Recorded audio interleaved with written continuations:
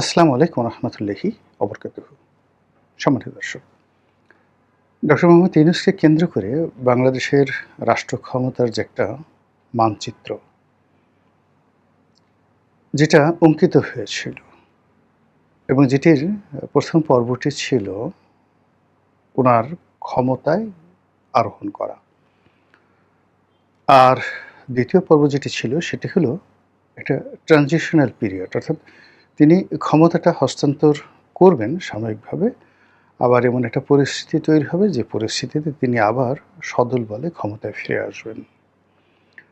তো সেই দিক থেকে তার প্রথম পর্বটি এবং দ্বিতীয় পর্বটি এতটা ব্যর্থ হয়ে গেছে যে তৃতীয় পর্বে তার যে ফিরে আসা বা তার যে অস্তিত্ব, তার যে সারভাইভাল, তার যারা অনুগত লোকজন রয়েছেন, তার যে একটা মোটামুটি মিনিমাম যাকে বলা হয় নিরাপদ আমাদের এই সমাজের যে অবস্থান, এটি স্মরণকালের সবচেয়ে বিপজ্জনক অবস্থায় পড়েছে।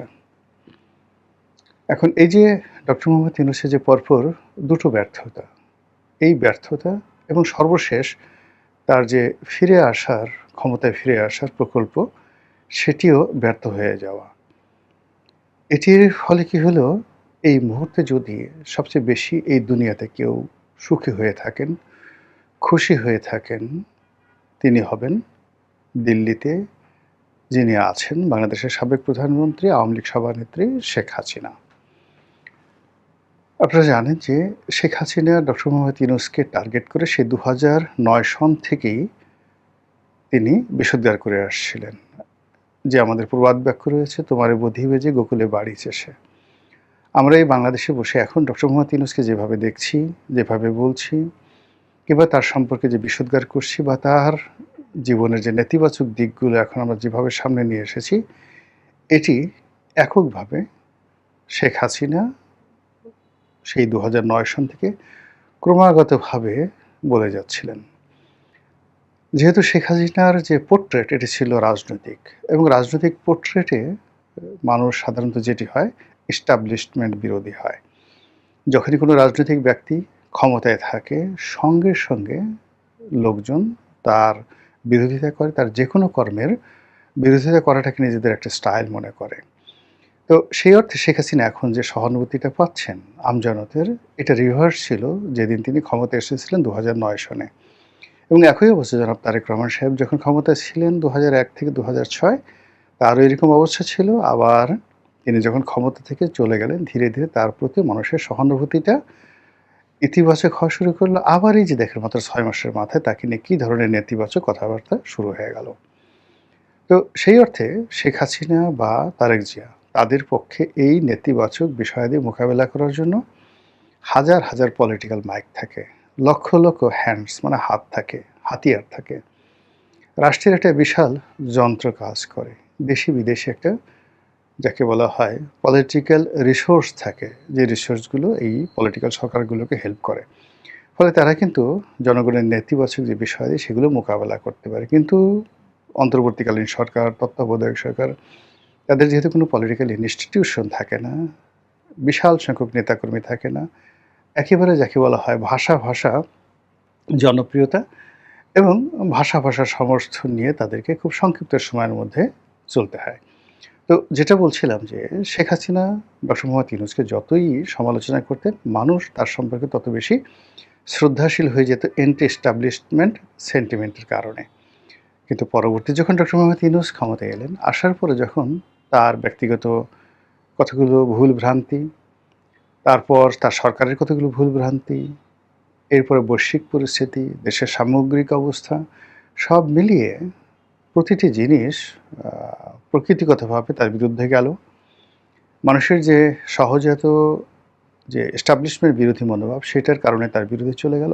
আর শেখ হাসিনা এবং তার যারা লোকজন ছিলেন প্রশাসনের ভিতরে, বাইরে, রাজপথে ১০ মুখে ডক্টর মোহাম্মদ ইউনূসের কেল্লা ফতে করার জন্য একের পর এক প্রকল্প তারা বাস্তবায়ন করা শুরু করলো। ফলে কি হলো, সরকার ৩ থেকে ৪ মাস মোটামুটি একটা সুখনিদ্রা দিতে পারলো। এরপর থেকে তাদের একটা বদনাম শুরু হয়ে গেল, এবং সেই বদনামে চারিদিকে শুধু সি, এই লোক দেওয়া হবে না, একটা বিশ্ব সুদী, সুদী ইউনূস, বিশ্ব বাটপার, বিশ্ব টাউট, বেঈমান, মুনাফেক, এমন কোনো কথা নাই যে তার সম্পর্কে বলা হলো না। বরং তার পক্ষে যদি কোনো কথা কেউ বলতেন ওই সময়টিতে বা এখন কেউ বলার চেষ্টা করেন, মুহূর্তের মধ্যে লোকজন তার উপর ঝাঁপিয়ে পড়তো যে কী ধরনের কথাবার্তা। তো এরকম একটা অবস্থা যখন শুরু হলো, তখন তিনি যেখানে হাত দেন সেখানেই তার হাতের আগুনের আঁচ তিনি অনুভব করতে থাকলেন। আস্তে, আস্তে সরকারের সমস্ত সম্ভাবনার দ্বারগুলো বন্ধ হয়ে গেল। রাষ্ট্র ক্ষমতা তার জন্য অস্বস্তিকর হয়ে পড়ল। এই জনপদ তার জন্য ভয়ঙ্কর হয়ে পড়ল। এবং তিনি সুস্থভাবে কোথাও মুভমেন্ট করবেন, এরকম একটা অবস্থা তৈরি হলো না। এর বাইরে তিনি বহু মানুষের সঙ্গে শত্রুতা শুরু করে দিলেন এবং ওই শত্রুতাকে মোকাবেলা করার জন্য তার যে ধরনের বন্ধু দরকার ছিল, সেই বন্ধু তিনি আসলে ম্যানেজ করতে পারেননি। ফলে কি হলো? তাকে ক্ষমতা থেকে যেতে হলো এবং এতটা তড়িঘড়ি করে যেতে হলো যার জন্য তার কোনো প্রস্তুতি ছিল না। তার মূলত প্রস্তুতি ছিল ৫ বছর থাকার, কম করে হলেও ৫ বছর থাকার। তার দ্বিতীয় প্রস্তুতি ছিল একটি পলিটিক্যাল প্ল্যাটফর্ম দাঁড়া করা, সেটা এনসিপি হোক কিংবা জামাত হোক, তাদের মাধ্যমে ক্ষমতা এরকম নিরাপদ কারো কাছে, গোষ্ঠীর কাছে সেটা হস্তান্তর করে যাওয়া যেন তার মানে আগামী যতদিন তিনি জীবিত থাকেন ততদিন যেন তার সব কিছু নিরাপদ থাকে। কিন্তু ঘটনা একটার পর একটা ঘটতে থাকলো। এখন সেই ঘটনা শেখ হাসিনা ঘটিয়েছেন, তার লোক ঘটিয়েছেন, দেশ ঘটিয়েছে, আল্লাহ ঘটিয়েছেন বা কে ঘটিয়েছেন, ইভেন ইবলিস ঘটাতে পারে, উই ডোন্ট নো। কিন্তু ঘটনা যেটা ঘটেছে তার ফলে কী হলো? বাংলাদেশের ইতিহাসে সবচেয়ে জনপ্রিয়, সবচেয়ে শ্রদ্ধেয়, এতটা শ্রদ্ধা, এতটা জনপ্রিয়তা আমার কাছে মনে হয় না যে বঙ্গবন্ধুও পেয়েছিলেন যেভাবে আগস্ট মাসের ২০২৪ সনের আগস্ট মাসের ৮ তারিখে ডক্টর মোহাম্মদ ইউনূস পেয়েছিলেন। তো যাই হোক, সেই জনসমর্থন, সেই ভালোবাসা এখন অনেকটা বুমেরাং হয়ে পড়ল।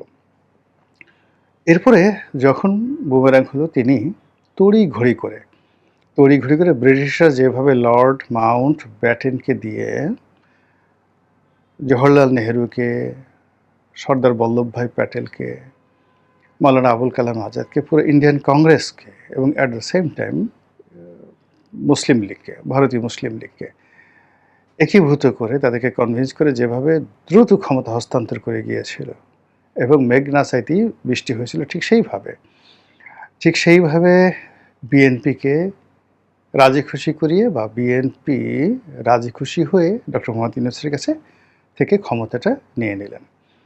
যা আমরা পর্দার আড়ালে কি হয়েছে জানি না, কিন্তু যা আমরা অনুমান করেছিলাম যে সেখানে তার ফিরে আসার হয়তো একটা দেন দরবার ছিল, একটা স্কোপ ছিল, হয়তো রাষ্ট্রপতি রূপে, হয়তো আরও বড় কিছু ন্যায়পাল রূপে, এরকম ইত্যাদি নানা প্রক্রিয়ায় তাকে সম্মানিত কোনো পদ পদবিতে ফিরিয়ে আনানোর সুযোগ ছিল। তার সঙ্গে সঙ্গে একটা লোভ ছিল, লালসা ছিল, কামনা ছিল, বাসনা ছিল।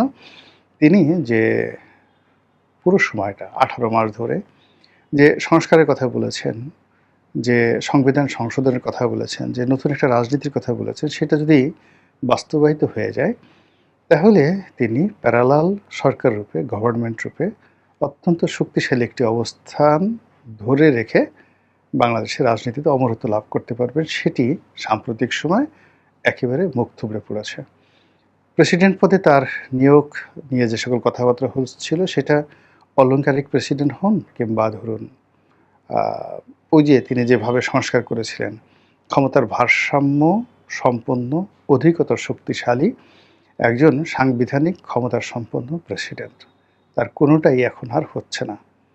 বিএনপি রাষ্ট্রপতি পদে মনোনয়ন দিয়েছেন মির্জা ফখরুল ইসলাম আলমগীরকে, জামাত দিয়েছে কর্নেল অলিকে। আর এখন যদি মানে এই বিএনপি এবং জামাতের উপর কোনো অলৌকিক ক্ষমতা ভর না করে, অর্থাৎ আজরাইল এসে একেবারে এদের গলার কাছে এসে হলকুম চেপে ধরে বলবে এখন ডক্টর মোহাম্মদ ইউনূসকে সেই রাষ্ট্রপতি পদে নিয়োগ দাও, এরকম যদি কোনো ঘটনা না ঘটে তাহলে এখানে আর ডক্টর মোহাম্মদ ইউনূসের ফিরে আসার যে সম্ভাবনা, এই সম্ভাবনাটা নেই। ফলে কি হলো? তার প্রথম প্রকল্প ক্ষমতায় আসা, দ্বিতীয় প্রকল্প হলো ক্ষমতায় ফিরে আসা। এই দুটো প্রকল্প একদম 100% যে ব্যর্থ হলো, এটা আমি মনে করি ডক্টর মোহাম্মদ ইউনূসের বিরুদ্ধে শেখ হাসিনার একটা নৈতিক বিজয় এখানে শেখ হাসিনার কোনো ডিজায়ার থাকুক, কুটচাল থাকুক, ইচ্ছা অনিচ্ছা থাকুক, কিন্তু এই দুটো প্রকল্পে মোটামুটি যদি পৃথিবীতে কেউ খুশি হয়ে থাকে তাহলে শেখ হাসিনা সবচেয়ে বেশি খুশি হয়েছে।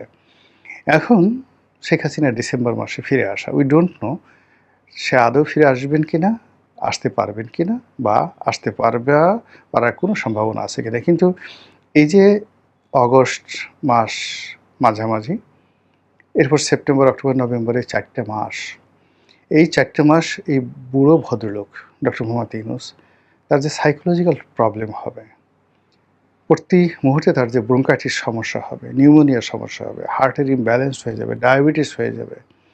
শেখ হাসিনা যদি আসে ডিসেম্বর মাসে, যদি কোনো মতে ঢুকে যায়, যদি ক্ষমতায় ফিরে পায়, তাহলে কি হবে? এই আতঙ্ক তাকে তাড়া করবে।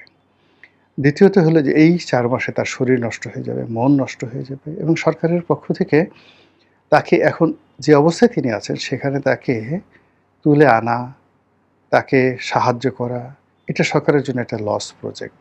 এই সরকার যদি ডক্টর মোহাম্মদ ইউনূসের সাথে ন্যূনতম যোগাযোগ রক্ষা করার চেষ্টা করে, সেক্ষেত্রে সরকারের নম্বর কাটা যাবে। বরং সরকার এখন যদি উত্তেজিত হয়ে, যেটা পপুলার পলিটিক্যাল অ্যাটিটিউড বলে, সেই পপুলার পলিটিক্যাল অ্যাটিটিউড দেখানোর জন্য ডক্টর মোহাম্মদ ইউনূস এবং তার যারা লোকজন রয়েছেন, যাদের বিরুদ্ধে খুব বদনাম হয়েছিল, যেমন ধরেন জুলাই